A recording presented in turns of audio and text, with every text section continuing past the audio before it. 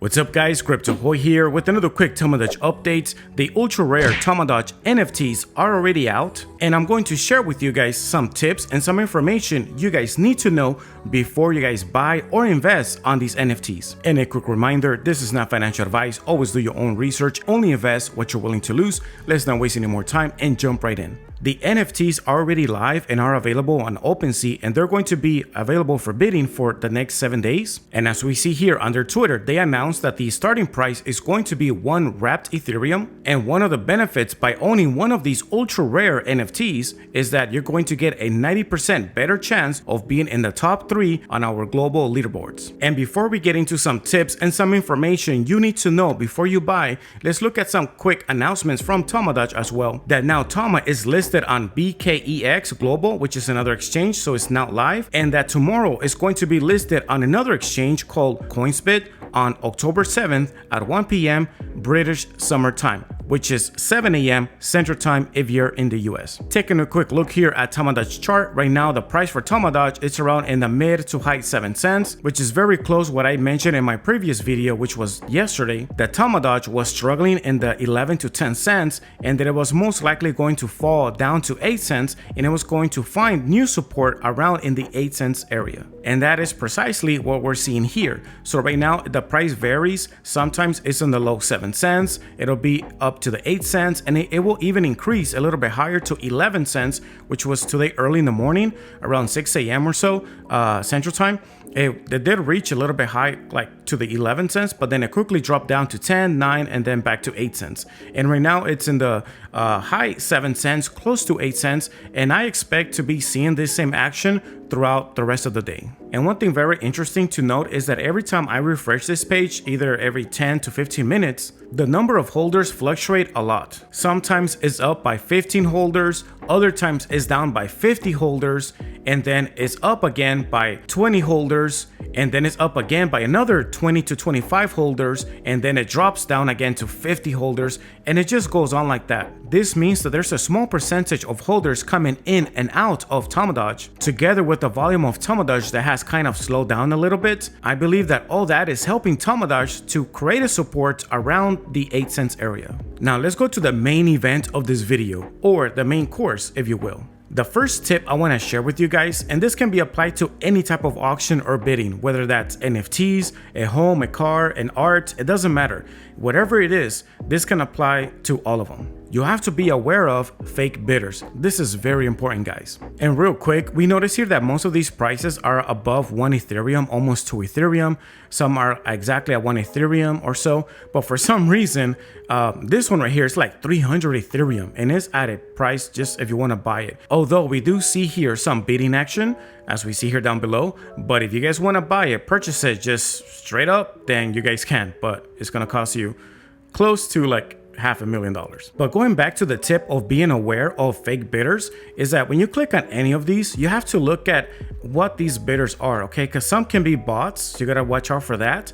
And you also need to see if these are real or fake and when these accounts were created and how often you guys are able to see the same name pop up. And if you notice, a lot of these increments are very similar. So we see here an increment of like 0.02 Ethereum, which is about $27 at the current Ethereum price. And then we see another increase here, and then another one. We see here $61 and then $364 until it reaches 1 Ethereum, which is the current price at $1,300, a little bit over $1,300. And we see this happen throughout all of these cards almost. Let's say if I scroll down, if I click on this one right here, okay, which is just random, we see here the same thing. We see the same names. We see SK and Lock. And then we also see here Mick Ball. We also see this other number that shows up here again. So we see these 3 right here, okay?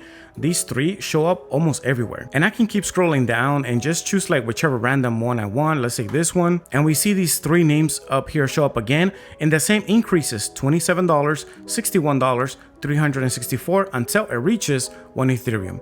Let me go back out and let me just keep doing this. Let me go to this one right here. We see here again, the order is a little bit different, but the increases are very, very similar. It's still $61, $163, and reaches this one and $364 by the same user right here, and then it reaches 1 Ethereum. So we usually see like anywhere between 2, 3, or 4 before it goes up to the 1 Ethereum right here, or in some cases even like 5. But yeah, we see that it's pretty much has the same similar pattern. And there can only be like 2 explanations. Either the same person or the same group of people are interested on all of these. As we see here, SK and Lock, you know, we see the same user here again, placing a bid. We also see here Mick Ball and this other one right here in the bottom as well. So, and it's pretty much the same order. Here we see it again, $27, 61. Somebody places at $95.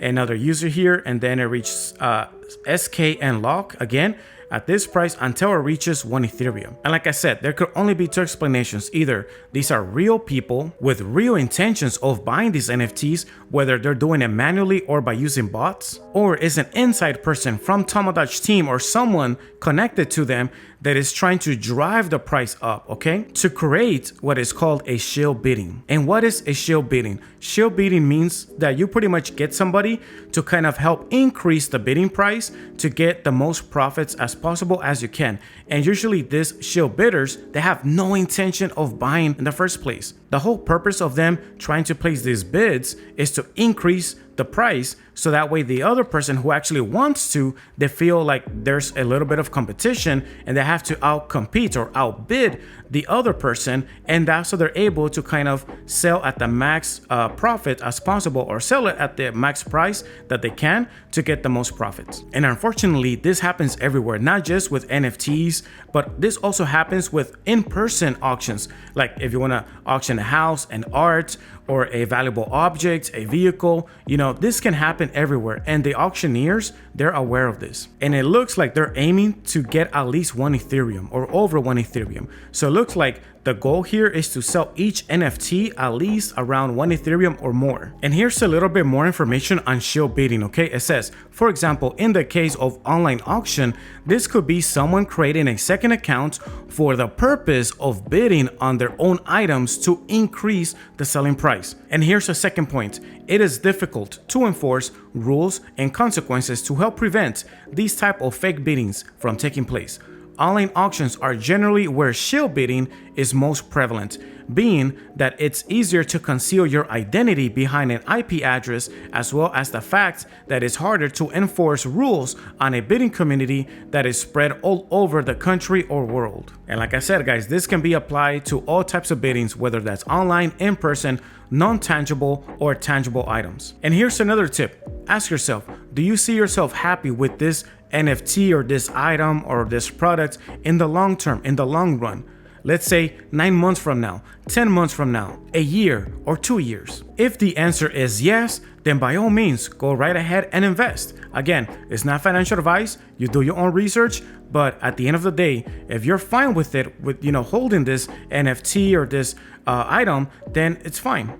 But if it took you a while to answer, or you're still thinking twice, then I would suggest think 3 times before you guys invest in anything like this. Even if you're planning on holding this NFT for some period of time and then selling it when the game comes out because you believe or you hope that this $2,000 investment or this 1 Ethereum, 1.2 Ethereum, or whatever the price is, whatever you're investing on it right now is going to increase in value in the future because you plan on selling it and, making some profits, which is absolutely fine. So you need to think that if this NFT is going to have the same trending attention that it has now in the future. Another thing to point out is that you're going to be holding on to this NFT for a very long time because you're buying an NFT in which you're not going to be able to use it on any playable game at this moment. And you're looking at maybe holding this for like 9 months, 10 months to a year, or even more than a year. Just look at what happened with Shiba Inu video game, which is called Shiba Eternity. It took about like 9, 10, or 11 months to get it developed. And as we see here, it was first tested in Vietnam and then in Australia for beta testing, and now it's available all over the world, which is fine. But unfortunately, you cannot use your Shaboshis, which are NFTs, on the game, and you can earn crypto as well. And one thing I hear a lot is that whenever it's convenient, they blame the bear market whenever something is not thriving. But when things are thriving or they're beating or they're going against the bear market, now it all seems like, wow, this is doing great. Look, it's beating the bear market. And this is something I see a lot on the Tamadoge YouTube channel and Telegram. And unfortunately, you can have it both ways. So whenever Tamadoge price goes down, oh, it's because we're in a bear market. But whenever it skyrockets, oh, look, Tamadoge is beating the bear market. So which one is it? Are you thriving against the bear market, or are you being affected by the bear market? But you can have it both ways. In this article, it says NFT trading volumes has collapsed 97% from January peak. And here we see a graph, okay? So look at how much it was in January and look at where it was in September, which was just last month. So not too long ago. So that's a big difference, okay? And I know some of you guys are gonna be commenting that I'm creating FUD, that I'm a FUDder, but the reality is this, that you're entering the crypto or you're investing on crypto NFTs because you want to multiply your investment. All I'm doing, guys, is just giving you guys all these facts, all these details, all this information so that you can decide what works best for you. And this is on top on an NFT that you're investing on a game that is not even out yet. And this was the same critique that I had with Ship the Metaverse. I'm holding Ship, I'm a Ship Army, I'm holding Bone Token, but yet I still kind of critique them on this because there were some things that didn't make much sense. The first critique was that you were only able to buy plots of land or SHIB land only by using Ethereum, not Leash or Shiba Inu. Now, I didn't have a problem if you have to hold Leash to be one of the first buyers, that's fine. But why couldn't you use Leash or Shiba Inu to buy these plots of lands since the name is already Ship the Metaverse? It just didn't make much sense. And the interesting thing was that other holders also shared the same sentiment. Then 7 to 10 days later, they allowed for Shiba Inu to be used as a payment method to buy these plots of land. And as we see here, you can choose either Ethereum or Shiba Inu to purchase plots of land. But here's the problem, okay? Now when you go on here to look at what is the value, okay, so you guys can just click anywhere you want from here to see what is the value. You click on it and look at the value of these plots of land. Now it's only worth like 0.1 or like $206 of Ethereum. So the price, the value has dropped a lot. And again, you don't have to believe everything I say. Always take everything with a grain of salt, but do your own research. You guys can go to shib.io, okay, which is the real website. You have to watch out because there are some other ones like this one right here, which is called shibaverse.io. So you have to be like careful and watch out because to my knowledge, this right here is not part of the Shiba Inu or Ship Army. Although I gotta say the website and everything, the graphics looks very nice. And I haven't really checked that out fully, but it's not part of the Shiba Inu. So again, you just have to really be careful, and the original site is shib.io. But what happened to Ship the Metaverse? So back in February of 2022, that's when they were selling the plots of land. I remember I made a video about this back then, like in a very old video. And the same thing I'm telling you guys here about Tamadoge NFTs is the same thing I mentioned about Ship the Metaverse NFTs or plots of land. Ship the Metaverse, to my knowledge, it hasn't been complete yet, it's still under development, and some investors have felt a little discouraged about their investment on these plots of land. Some other investors got tired of waiting, and others, they're trying to sell their NFTs, but they're having a hard time. Because again, right now the NFTs has kind of dropped in volume, so it's not getting the same attention, the same trend as it was since late last year, early this year. So those are just things that we need to keep in mind. Nowadays, a lot of people spend time on their mobile devices. And to use an NFT inside of a play to earn game to earn crypto on a mobile device is very difficult. All of this requires a lot of time, energy, and money to get it done. At the end of the day, guys, you guys have to put in the balance what are the benefits, the not benefits, the advantages, disadvantages, pros, and cons of your investment. Alright guys, thank you so much for watching. If you find this video to be helpful and informative, make sure you like, subscribe if you haven't yet already, and hit the bell so you never miss another video. I truly appreciate all of your support. Check out my other videos, and I'll see you on the next one. Peace.